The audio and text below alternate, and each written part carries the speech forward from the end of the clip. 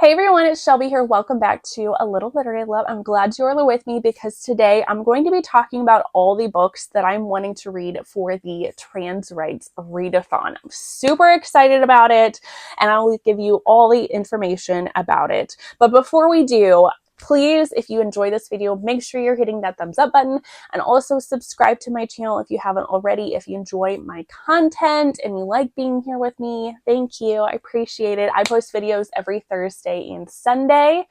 So definitely subscribe so that you know when I'm posting new videos. But yes, so I'm going to be talking about the books for the Trans Rights Readathon. So this is a readathon that has happened. I can't remember if this is like the second or third year that it's happened. And this year, it's going to be 10 days. It takes place from March 21st to March 31st, which I believe the March 31st is the Transgender Visibility Day. So I think that's why this readathon takes place in March.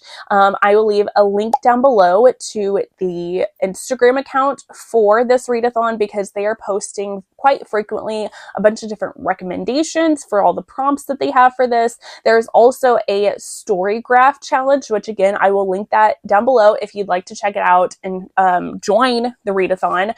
In the story graph challenge, they have it open for the rest of the year just to help people try to encourage you to read more stories about trans or non-binary characters or by trans non-binary authors. So I felt like this was really important for me to try to join because I'm wanting to try to read more diversely.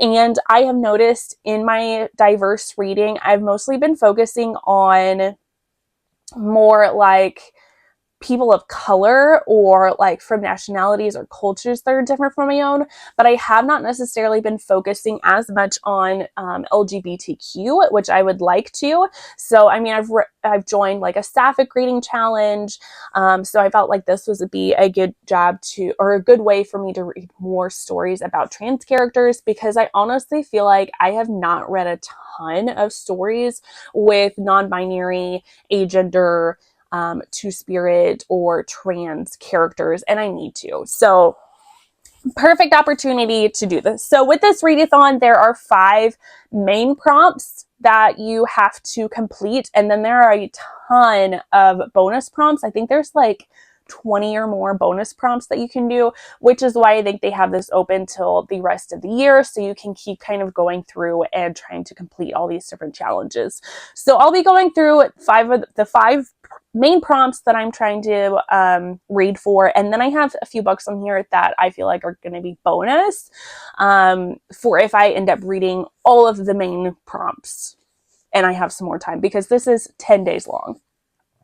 So first off, a little bit different from my norm, I have Phoenix Gets Greater by Marty Wilson Trudeau. This book works for the main prompt for Two-Spirit, or to read Two-Spirit, Indigiqueer, Third Gender, and Indigenous Gender Expansive Representation, which is a mouthful. So this one is actually a picture book. And I believe this is like for children ages 6 to 8. And it's just a story about this two-spirit child. So I thought I would get this and read it. Number one, because it works for this prompt. It also works for honestly, a lot of books on here work for the prompts for the Diverse Baseline Challenge as well. But I would also like to expose my children to more diverse books and expand their knowledge of the world. So I figured maybe this one might be good to try out with my children. I'll read it first just to see how I think it is, especially because, like I said, it says on the thing that it would be more for like ages 6 to 8. My children are younger than that, so I don't know. I'll see. Like I said, I'll see how it goes. But this could be potentially a book to keep on their bookshelves as well, so that then I could kind of like learn together with my children. So I thought that would be fun. Then I have In the Care of Magic by Robin Jo Margaret. This works for the main prompt for non-binary, agender, genderqueer, and other gender expansive representation. This one is not a romance story, but it is a like an erotic story. This one is about a plus size witch, and she is just needing some time to relax. And then she ends up having some fun with an aromantic, agender sex demon. So it sounds like this could be really fun. I think this is a novella length, so it should be pretty short and sweet to get through. I've read one other book by Robin Jo Margaret. Has a lot of like novellas that include characters in the trans non-binary spectrum. So I've been wanting to read more of their stuff. I read Blessed by the Cupid Distribution System by this author, and that one is all right. So I'm looking forward to trying this one out from this author as well. And then I have Home Ice by Olivia Lind.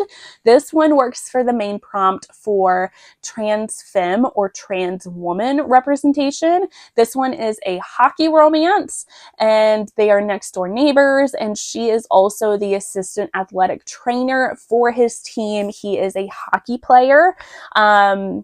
And I just really like that. I think this whole series, and I think this author in general, tends to try to write trans femmes in their work. So I'm super excited to see that in a hockey romance. Can't wait to get to this one.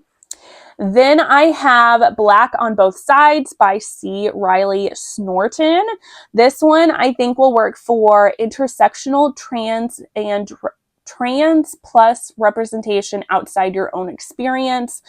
This one is also a nonfiction book. I had this one on my March TBR for this month, so I'm saving it for the Trans Rights Readathon. This one just is a book that discusses the history of Blackness and transness. So super excited to read that one. And then another book from my March TBR is They Ain't Proper by M.B. Gould. This one should work for the main prompt for trans masculine rep / trans man representation in a book. This one is, I believe this is like a historical romance. It's a Western, and it's about this mail order bride is delivered to Lou, one of our characters, and is unwanted, does not want a mail order bride, he just wants to be left alone. But there's this bride now living on his or their property. So super excited to try that one out. So that goes through all of the main prompts. Now I have 3 other books that if I have time, I would like to get to these. We have The Flowered Blade by Taylor Hubbard. This one is a monster romance between the orc chief, and he ends up kidnapping the elven crown prince in retaliation of the crown prince's father, the elven king, to get the king to leave his people alone. And also finds the prince very annoying, but obviously they end up having a romance together. And I also just love this cover. Like, it's just so great. I love it. This has a lot of good reviews, so I'm super excited to try this one out if I end up having time. And then I have Splinter by Jasper Hyde. All I really know about this one is that it is a queer, diverse Sleepy Hollow retelling. I don't know if this is like a poly. I know this is about a female main character and her sister, and then there's like the Headless Horseman, and then Ichabod Crane comes in. I think there might be a little bit of like a second chance somewhere in there. Not exactly sure the dynamics of it, but I do know that they're either the author, I think the author might be trans. I think this is a trans author, and there might be some trans representation in the book too. So I'm super excited to try it.